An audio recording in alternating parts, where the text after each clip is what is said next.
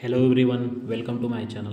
आज हम लोग यहाँ पे एसएससी यहाँ पे एसएससी सीएचएसएल हो गया टायर 2 और एसएससी सीपीओ टायर 2 और सिलेक्शन फेज़ 11 के सारे जितने भी ईडीएम्स हैं उनको एक साथ देखने जा रहे हैं। तो चलिए आइए शुरू करते हैं। अगर आपको वीडियो अच्छा लगे तो उसको ज़्यादा से ज़्यादा लाइक करें, शेयर करें, सब्सक्राइब करें।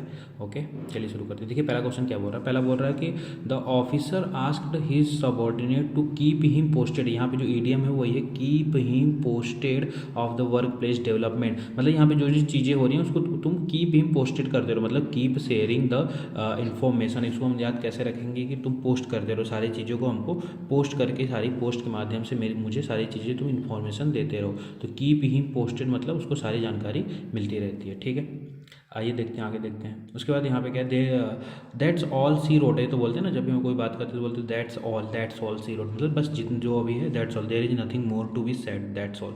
उसके बाद च्यू द फैट। अब देखो च्यू द फैट है तो हम क्या कहते हैं, च्युइंगम को च्यू करते हैं। तो ठीक है, अच्छी बात है, लेकिन यहाँ पे क्या करें, फैट को च्यू करें। कुछ कर ही नहीं रहे हैं, हमारे जो गाल है उसी को च्यू कर रहे हैं। इट मीन्स कि हम गॉसिप कर रहे हैं, गॉसिप और द चैट कैजुअली। तो च्यू द फैट मतलब होता है गॉसिप करना या फिर चैट करना, ऐसे ही। फ्लाई ऑफ द हैंडल, ये तो अच्छा आइडिया है। फ्लाई ऑफ द हैंडल मतलब होता है गुस्सा हो जाना, to lose one's temper suddenly and unexpectedly. Fly off the handle मतलब गुस्सा हो जाना, कोई जो लोग होते हैं गुस्सा हो जाते हैं तो वही बोलते हैं फ्लाई ऑफ द हैंडल। उसके बाद है some look to legislation to hasten the progress of the social reform. Look to मतलब रिलाई ऑन मतलब किसी पर डिपेंड होना। लुक टू मतलब रिलाई ऑन होना। इधर भी थे कुछ चीज़ें, देखिए यहाँ पे क्या है। There is no point developing the bad blood. अब हमें पता है कि बैड ब्लड है BAD, एक होता है बैड ब्लड हो जाएगा, एक गुड ब्लड हो जाएगा। तो जो बैड ब्लड होंगे वो क्या, हमेशा लोगों से दुश्मनी करने का मतलब होता है, इनमिटी हो जाएगा। तो यहाँ पे जो भी चीज़ें होंगी, बैड ब्लड मतलब इनमिटी हो जाता है। उसके बाद देखिए यहाँ पे नेक्स्ट है, my friend was playing the devil's advocate in the discussion. One who देखो यहाँ पे है प्लेइंग द डेविल्स एडवोकेट। अब देखो जो डेविल मतलब भूत हो गया, उसका एडवोकेट तुम बन रहे हो, है ना, ऐसा कर रहे हो। मतलब one who argues against the something just for the sake of the arguing, मतलब कुछ मतलब है नहीं, वो फालतू का बस एडवोकेट बनने के लिए काम कर रहा है। ठीक है, to crow over the something to reveal boastfully over the something, मतलब क्रो करना। क्रो क्या करता है, जो हमारा क्रो होता है वो हमेशा क्रो काँव करता रहता है ना, तो वैसे ही बोल रहा है to crow over the something to reveal boastfully over something, किस चीज़ पे बार बार बक करते रहना, ये हो जाएगा। ठीक है, आगे क्या है, all the candidates have strong determination to succeed. जिसके पास क्या होता है, स्ट्रॉन्ग डिटर्मिनेशन होता है, मतलब फायर इन देयर बेली मतलब उनके पेट में आग होती है कि उन्हें क्या हो, सक्सीड होना है, fire in their belly. The trip to Europe cost us an arm and a leg, मतलब अगर मैं यूरोप घूमने जाता हूँ तो मुझे कितना कॉस्ट करेगा, एक आर्म, एक हाथ चला जाएगा और एक पैर भी चला जाएगा। वॉज वेरी एक्सपेंसिव, तो मेरे लिए बहुत महंगा हो गया ना। तो ठीक है, अब देखिए आगे क्या है। यहाँ हमारे टायर 2 CHSL और CPO को हो गए। अब बचा सिलेक्शन फेज़ 11 का, देखते हैं क्या होता है। यहाँ पे पहले जो है ये है लिखा हुआ है ऑन क्लाउड 9। क्लाउड 9 आप तो पता है, या ऑन क्लाउड 9 मतलब क्या होता है, to be extremely happy. Cloud 9 पे जा रहे हो मतलब बहुत ही ज़्यादा खुश हो तुम। A clock and a bull story. Cock and a bull story मतलब क्या आता है, एक कॉक मतलब मुर्गा हो गया, बुल मतलब बुल। क्या ये दोनों कभी दोस्त हो सकते हैं कि नहीं हो सकते, तो ये क्या है, फुलिश एंड कॉन्कॉक्टेड स्टोरी हो गया। ये लोगों को बेवकूफ़ बनाने के लिए की स्टोरी लिखी गई है। Kill two birds with the one stone, मतलब एक तीर से दो निशाना लगाना, ये कोई क्वेश्चन रहा होगा उसी में है। तो वहीं पे Maya decided to clean the house but at the end of the day she realise that it was a great workout. ठीक है, मतलब एक तीर से उसने दो निशाना लगा लिया। डाई और डॉग्स डेथ, अब तो जो कुत्ते की मौत मर जाना है ना, डाई और डॉग्स डेथ क्या मतलब, कुत्ते की मौत मर जाना मतलब बहुत ही सेमफुल डेथ हो जाना। The doctor who use to illegal methods to conduct the experiments on the humans must die the shameful death. ठीक, जो मतलब डॉक्टर इलीगल मेथड से चीज़ों को करते हैं उनको क्या है, डॉग की डेथ मरना चाहिए। I don't buy it, I am not conceive. ठीक है, पुल योर सेल्फ टुगेदर, बोलते हैं कोई जो बहुत ज़्यादा दुखी रहता है तो बोलते हैं पुल योर सेल्फ टुगेदर, मतलब काम हो जाओ, अपने आप को शांत रखो, शांत हो जाओ, अच्छे से रहो, वही होता है। उसके बाद है क्या, हैंड एंड ग्लोव। अब देखो हैंड एंड जो ग्लव होता है ना, हम कहाँ पहनते हैं, हैंड में पहनते हैं। दोनों में क्या है, घनिष्ठ संबंध होना, इंटीमीडिएट होता है एकदम अच्छे से, तो ये वही हैंड एंड ग्लोव मतलब इंटीमेट होता है। He bought his servant to book for breaking a beautiful showpiece. Scolded his servant मतलब bought his servant to book मतलब किसी को डांटना, स्कोल्ड करना, उसने अपने सर्वेंट को क्या स्कोल्ड किया, डांटने लगा उसको। Honesty is the best policy does not remain valid in the present times of the corruption and the greed. मतलब जो रिमेन वैलिड मतलब अभी आज भी चीज़ें नहीं है, जैसे अगर तुम चाहो कि ऑनेस्टी के साथ तुम काम करो तो नहीं हो सकता, क्योंकि ये पूरा करप्शन से भरा हुआ है हमारा देश, ठीक है। तो पर रिमेन वैलिड अभी नहीं, होल्ड गुड, अभी ये चीज़ें खत्म हो रही हैं धीरे धीरे, रिमेन वैलिड नहीं है।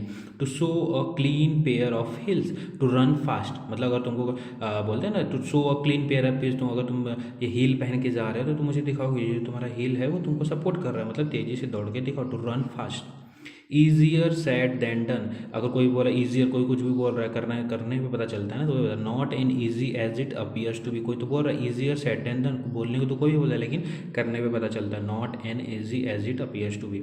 Henry said it would help him rent but left him in the lurch, ये तो कोई इंपॉर्टेंट है, इसको ध्यान रखना। Left him in the lurch का क्या मतलब होता है, left him in the lurch to desert someone, किसी को छोड़ देना लर्च में, मतलब हम ऐसे सोचो कि हम वहाँ पे चर्च में गए थे, कहाँ गए थे, चर्च में, और उसको अकेला छोड़ के चले आए। Left him in the lurch मतलब किसी को अकेला छोड़ देना, डेजर्ट कर देना, किसी को छोड़ के चले आना।